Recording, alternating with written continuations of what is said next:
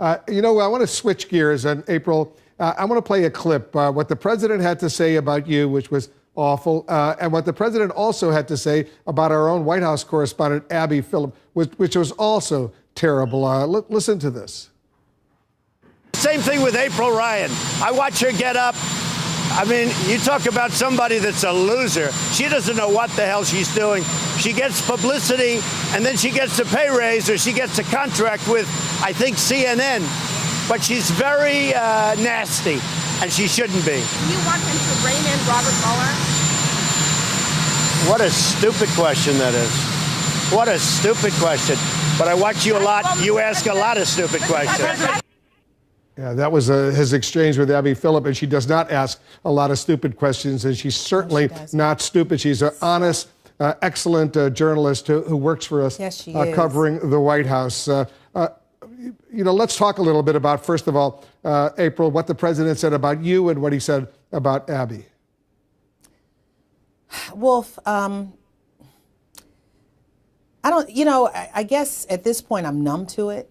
It's been 2 years of the same thing, but now it's open.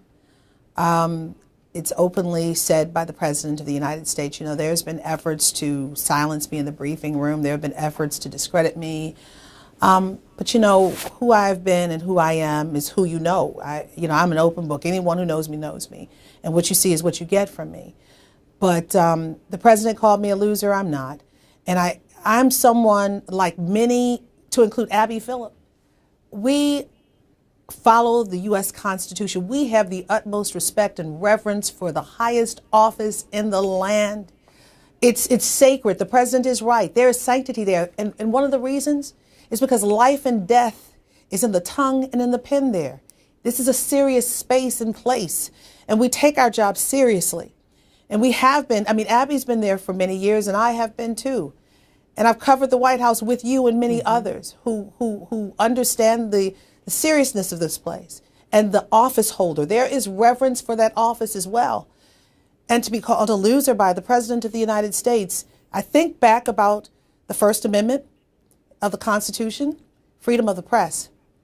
He is challenging the Constitution when he says that. And that's his personal opinion, that's fine.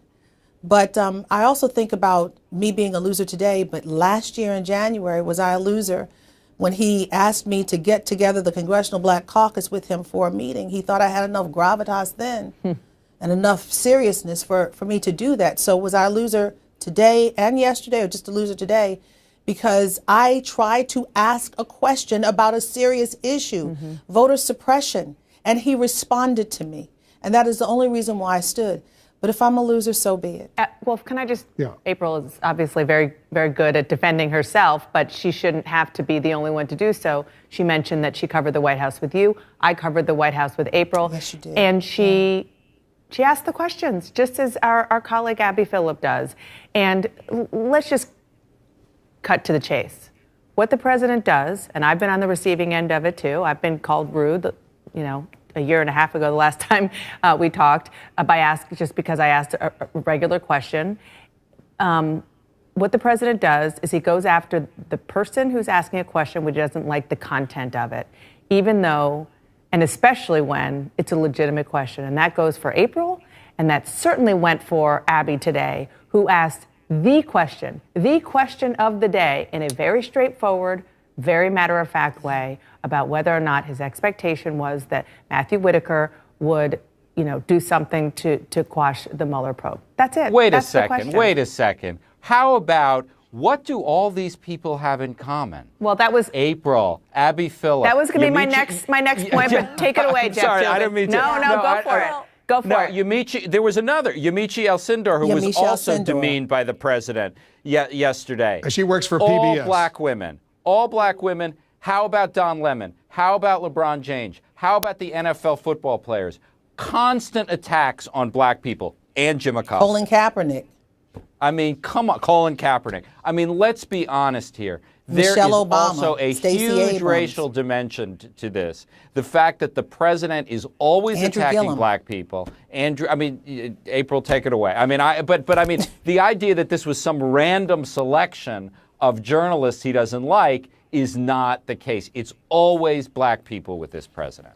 You know, he just defining the presidency downward every single day in every single way. I mean, what we're all talking about is one thing, but I would argue that every time he calls a reporter stupid, no matter who it is, or that's a dumb question or whatever, he's acting like a 3-year-old who doesn't want to answer because he doesn't have the answer. And so what he does is he punches. And yes, I think he punches black women an awful lot. And I think he punches anybody who challenges him. And if you're president of the United States and you don't know that you are going to be getting tough questions, then you shouldn't be there, because you should have answers to questions, because you should have thought out problems before you speak.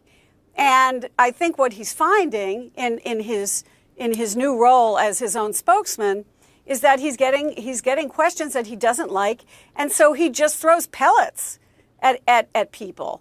And I think watching it from afar, you think, is this what the president of the United States should be doing? Is this how he should be behaving? Should he be calling serious journalists stupid and saying, I watch you and I don't like you, and who cares? Answer the question. Answer the question. And let's not forget, he calls Congresswoman Maxine Waters low IQ Maxine Waters. So there is a pattern.